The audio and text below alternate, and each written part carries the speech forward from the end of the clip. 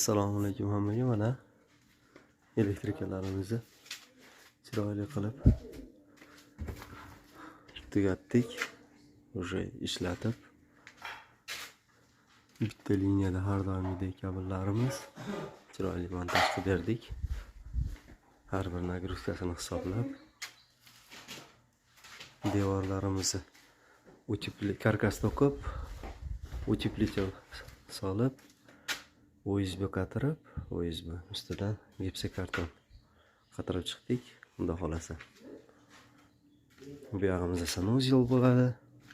Buni tergarotkalarni sanchaqnikadan keyin qilib olamiz. Bu yog'imiz boiler ilinadi, unitaz qo'yiladi, chashagen, bu tomoniga rakovina qo'yib beramiz. Kuzatib borib turinglar.